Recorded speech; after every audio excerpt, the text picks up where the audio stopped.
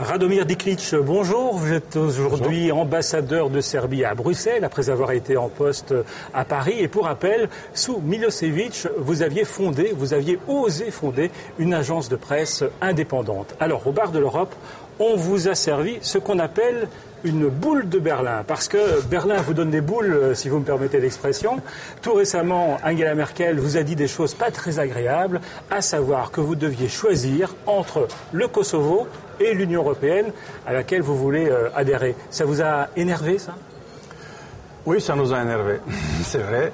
On ne s'attendait pas à de nouvelles conditions politiques, puisque, comme tout le monde le sait, on était conscient qu'on doit remplir beaucoup de choses, y compris certaines conditions politiques, ce qui veut dire arrêter le général Mladic et Goran Hadžić, les deux criminels de guerre. Ça s'est fait. C'était fait et pour nous, toutes les conditions politiques ont été remplies.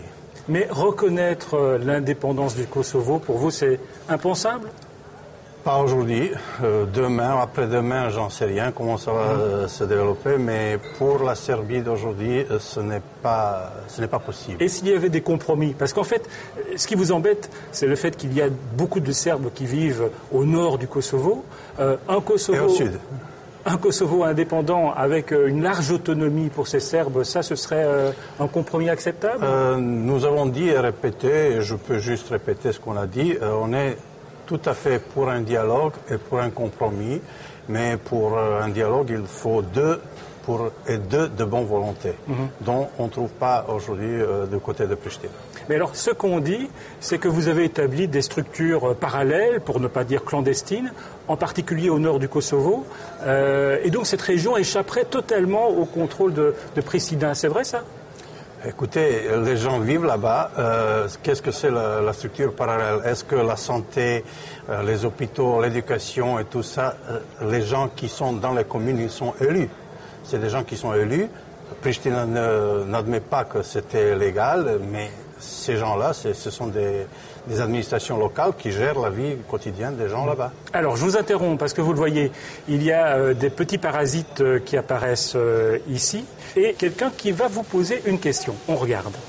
Je m'appelle Patrick Remacle, je suis journaliste à la RTBF, la télévision belge, et j'ai couvert les guerres dans l'ex-Yougoslavie.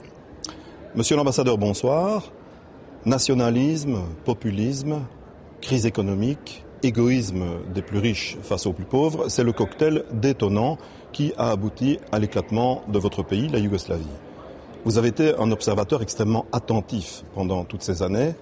Et lorsque vous voyez l'Europe aujourd'hui avec ce populisme, ce nationalisme, cette crise économique, cet égoïsme des plus riches par rapport aux plus pauvres, comment voyez-vous l'avenir justement de cette Europe avec un cocktail aussi détonnant ? Réponse ? J'espère que ça ne va pas finir comme la Yougoslavie, parce que d'une certaine manière, si vous voulez, la Yougoslavie a été bâtie comme État fédéral, un peu comme l'Europe d'aujourd'hui. Les républiques étaient quasi indépendantes. Alors, il est arrivé ce qu'il est arrivé. Je pense que l'Europe et les Européens, y compris nous dans les Balkans, on a tout intérêt de préserver l'Europe et de la renforcer, d'avoir une Europe forte pour demain, pour nos enfants, nos petits-enfants, parce que sinon, avec la mondialisation, on va mal tourner. Et le populisme en Serbie, vous avez tourné la page ? On ne peut pas dire totalement, mais quand même, les populistes, les nationalistes sont aujourd'hui quand même en marge de la vie politique. Alors, question d'un internaute, Nicolas Urban de La Haye. Un vieux proverbe déclare que tout ce que les Serbes ont gagné avec la guerre, ils l'ont perdu avec la paix. Et j'ai pu constater que c'était toujours ce que pensent beaucoup de Serbes. Pourquoi cela changerait-il ? Écoutez, ça va changer. D'abord, c'est pas tout à fait vrai. Enfin, les guerres, en tout cas, c'est pas une option pour nous. Nous pouvons tout gagner dans un dialogue avec l'Europe, et avec l'entrée dans l'Europe, et dans un dialogue avec Pristina pour régler les affaires de Kosovo d'une manière durable. Les Serbes aujourd'hui, ils attendent l'adhésion à l'Union européenne, ils l'espèrent ? Oui, on espère. Les sondages ont été très très hauts, par exemple 60, 75 ou 65%. Mais après de ce qu'on a parlé comment vous appelez ça, le gâteau de Berlin, oui. Ça a tombé à 52. Alors j'espère qu'on va faire un nouveau gâteau à Berlin et ailleurs en Europe et que ça va marcher mieux. Mais qu'est-ce que vous attendez de cette adhésion? Qu'est-ce qu'elle va pouvoir vous apporter? C'est pas uniquement l'adhésion, c'est plutôt tout le travail avant.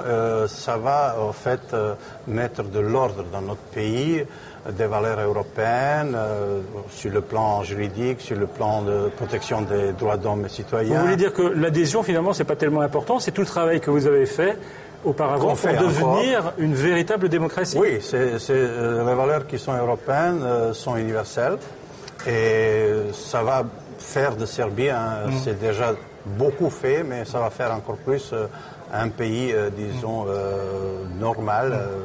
Elle est toujours aujourd'hui, mais encore plus européenne avec tout ce qu'il faut. Et entrer dans une Europe en crise économique, ça vous fait pas peur?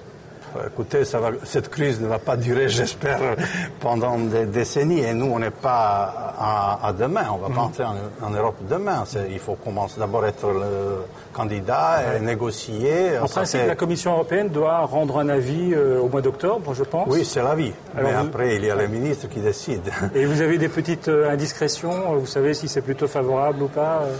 Je pense que tout le monde est conscient ici à Bruxelles que nous avons fait un travail énorme et que normalement, en ce qui concerne le questionnaire, c'est plutôt favorable.